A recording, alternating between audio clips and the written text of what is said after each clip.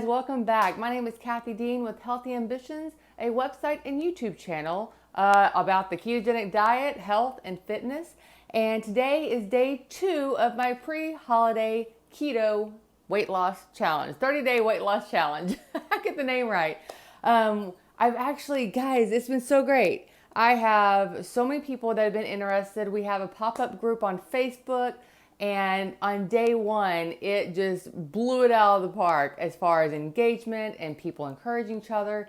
And day 1, as far as the support and the engagement turned out so much better than I could have expected. So thank you to everyone who has already joined in on the challenge. And it's not too late. Just because we're on day 2 here, feel free to join in. Basically, this challenge will take us up through the Tuesday before Thanksgiving. And then my kind of plan is to enjoy Thanksgiving and then pretty much get right back on plan. So this morning, I've been up for an hour and I'm about to test my ketones and my glucose levels. Yesterday, while my ketones were at 0.5, which is the lowest ketone level for ketosis. Hang on, my coffee's ready. So while my ketones were at 0.5, my glucose stayed fairly high. I think I started out the morning at 126, and it got down to 100 by the afternoon.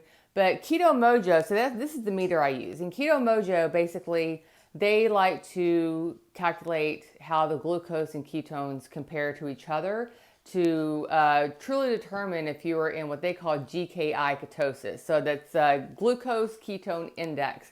And with their new meter, they actually sent me this cool little thing here that talks about the optimal glucose levels and optimal ketone levels. And I was looking at this morning, and the optimal glucose levels are between like 60 in the 60s and 80s. I am rarely in the 80s on glucose, and I don't think I've ever been in the 60s. So, life goals. See if I can get my glucose down to 60. And then, of course, for the optimal ketones, minimal 0.5, as high as 5.0 for fasting state. But then if you get into the range, if you're getting up above 8 to 10, then you've got some problems going on. That's something called ketoacidosis, and that's dangerous. I don't know anybody that's in the keto diet that has gotten to that range. I'm not saying it's not possible, but I've never seen it. Anyway, so one thing I've committed to is drinking a full 24 ounces of water first thing in the morning before I have my coffee, which is hard for me. I usually start my day with coffee, but I have my coffee made and ready to go because I've had my water. But before I have the coffee, I do want to test my glucose and ketones in a fully fasted state. The new strips come in these little packets here, and I don't like them. I really prefer the little containers they have, but I guess maybe they're easier to travel with. I don't know. Been trying to warm up my hand all morning so I can get a good bead of blood on here. All right, so let's see how we're doing this morning. Let's do this finger. So we're doing the glucose first because that one tests faster. That's a 5-second test. We're at 96 this morning. That is so much better than yesterday. So much better than yesterday. I started out yesterday at 126. Although to be fair, the night before the challenge started, I did have an entire pint of Halo Top ice cream. Not the smartest thing to do the night before a challenge, but it is what it is. And this is a 10-second test. So this one takes a little bit longer. 0.7. So already day 2 of the challenge, after locking down my ketones or locking down my carb count heavily. After day 1, my numbers are already looking better. So that makes me happy. I'll have to go, my app's on my phone, which is what I'm recording from now. So I can't check my GKI score, but I will let you guys know what that is later on. But for now, I'm going to go have my coffee.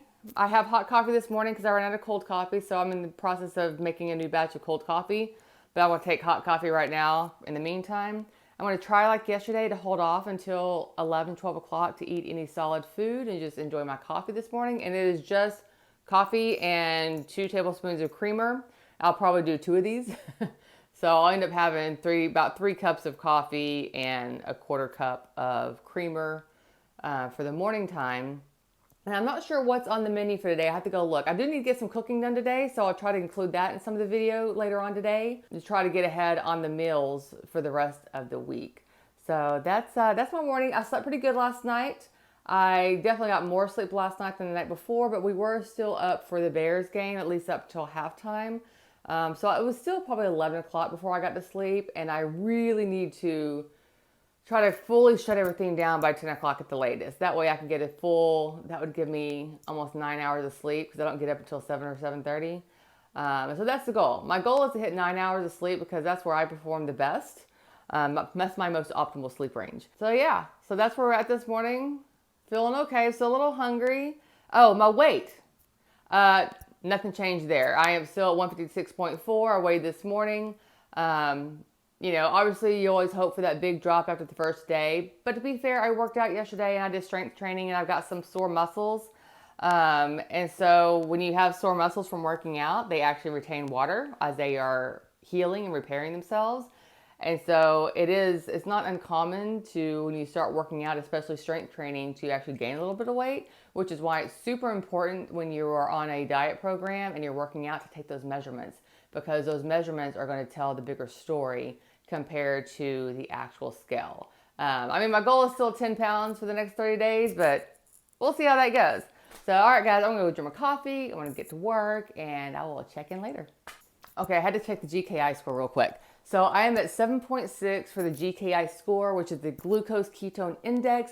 That puts me, according to the Keto Mojo website, in a low level of ketosis, which I'm excited about. After yesterday, I did not hit the GKI ketosis at all day yesterday. So yay. Okay, it is 1 o'clock and I'm finally getting around to making lunch. I just uploaded the day one video. I was finishing editing, and so I was really wanting to get that done before I made lunch. So the good news is I made it all the way to 1 o'clock before I'm going to prepare my lunch.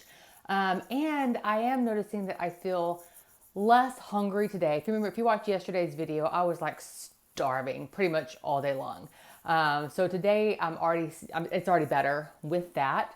So anyway, so for lunch today, I'm doing basically, it's just a beef and broccoli kind of bowl. And so I'm gonna grind up some beef. Oops, where's my broccoli? And then once that's ground up, I will throw in some broccoli. I will throw in a can of Rotel. And then once it is prepared, I will sprinkle some shredded cheddar on top of it. It's a super, super simple meal. And I'll be making a double batch. So this will make about 6 servings that I'll be able to munch on, not just today, but a few other times throughout the week. And then also my family will be able to enjoy it if they would like to as well, which they do. And I know my husband is especially looking forward to this meal because we haven't had it in a while.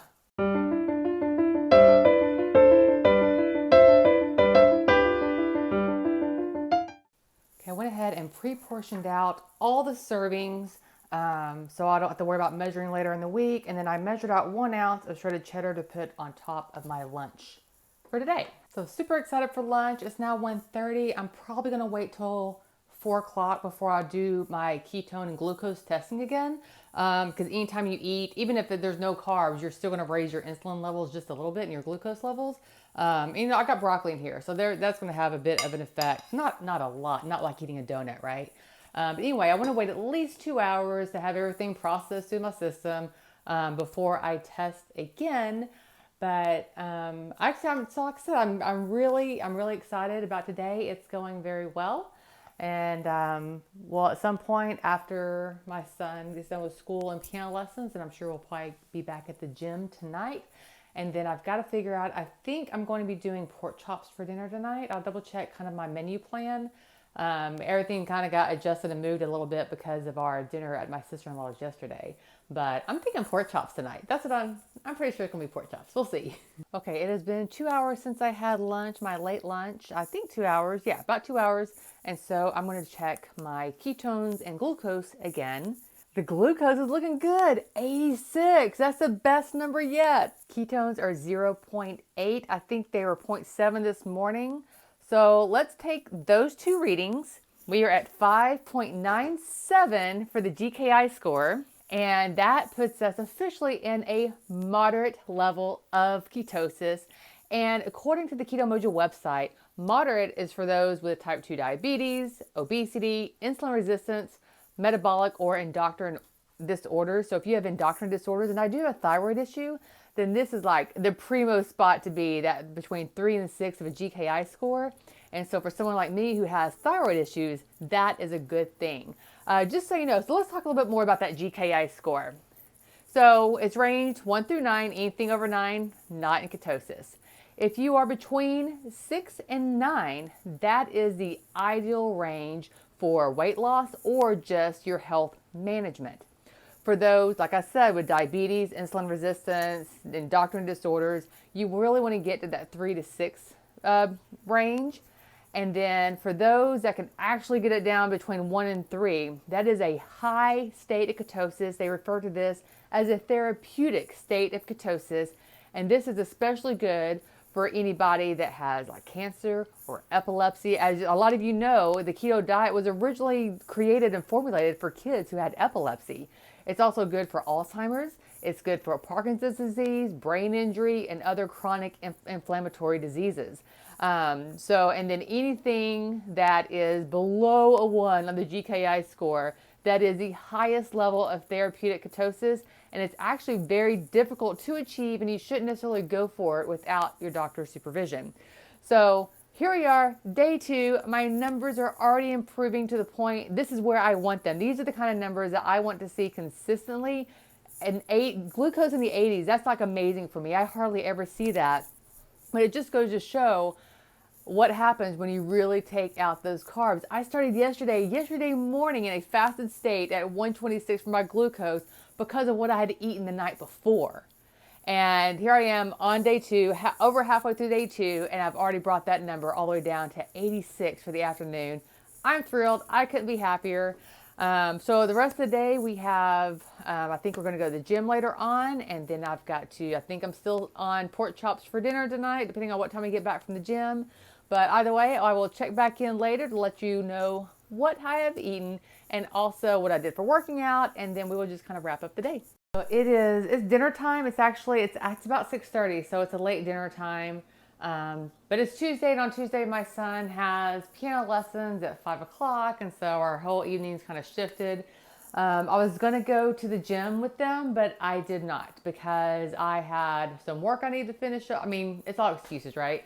I had some work I needed to finish up, and I didn't want to be faced with starting dinner and cooking at 7 o'clock, and I could have just gone for some leftovers, but selfishly, I was really looking forward to these bone-in pork chops.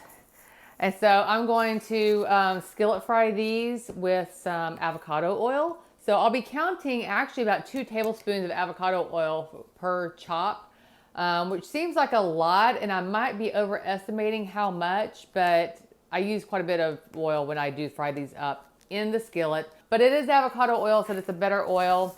And then I'll be roasting up the asparagus, and these I'll just put in the oven at like 400. I think I have it set for 415 for like 10 minutes, and that's all you need. And I'll just season it I'll spritz it with olive oil and a little bit of salt and garlic powder, and then that's gonna be dinner tonight. So once everything's plated, I'll let you take a look at that.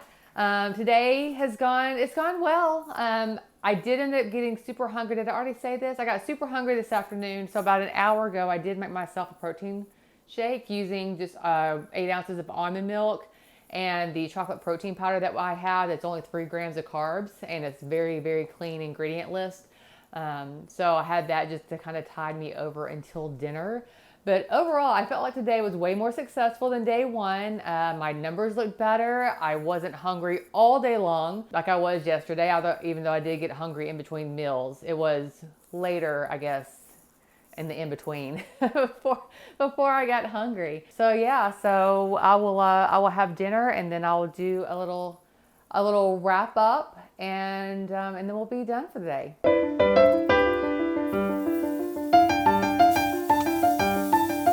All right, dinner's done, and it is time to eat pork chops and asparagus. So wrapping up the day, I felt like it was a good day. My macros were definitely more where they needed to be today.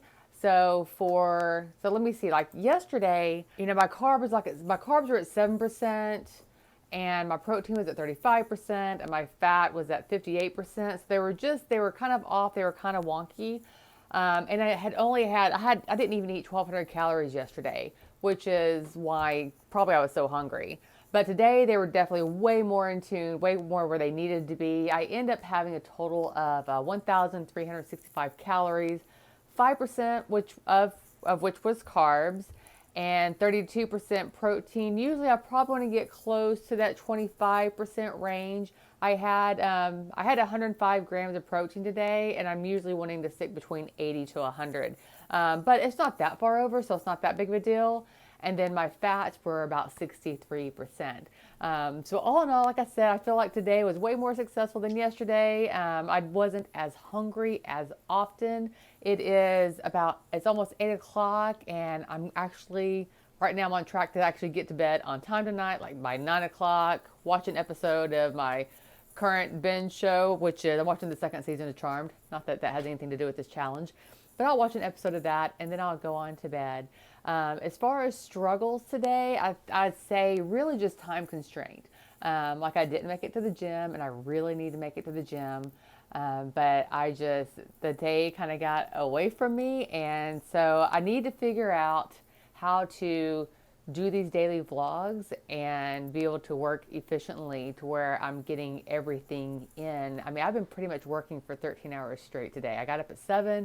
It's almost 8 o'clock. I'll probably be on my computer for another hour getting these videos downloaded and converted into the right format so I can get them edited and ready to go tomorrow. Hopefully it won't take me quite as long tomorrow to get the videos edited. But I do think as I do this more often throughout the week or throughout the month, that I think I will get faster and better and more efficient at this. And I don't expect my videos to always be 20 to 30 minutes. I think hopefully the vlogs will start condensing down some. I'm really probably shooting for something closer to 10 to 12 minute vlog every day. 20 minutes is a lot to ask people to watch. So if you're still here with me at this point, thank you. I do appreciate it. But that's kind of where we're at today. So if you haven't done so yet, make sure you smash that like button. Don't forget to subscribe to my channel if you haven't done so already. And of course, if you click that bell notification, you'll be notified every time I upload a video. I think I said that earlier in the video, but I think it goes without saying that I don't think I can remind you enough. If you have not subscribed, make sure you do that. All right, make sure also in the description box below, other people that are doing this video series with me, they are also doing the challenge. If they are YouTubers and if they are creating daily vlogs, I am putting a link to their vlog for this day in the description box below. And then of course I have several links below if you're looking at getting your own Keto Mojo, if you're looking for electrolytes, if you just need the coffee creamer, Keto Logic. Several of my affiliate links are in the description box below, and anytime you purchase from one of my links, I get a small kickback at no additional cost to you. That is part of how I make money in this online world. That is my income, my bread and butter. So thank you for anyone who does purchase off my links. And I'm going to call it a night, guys. You have an amazing day, and I will see you on the day 3 challenge video.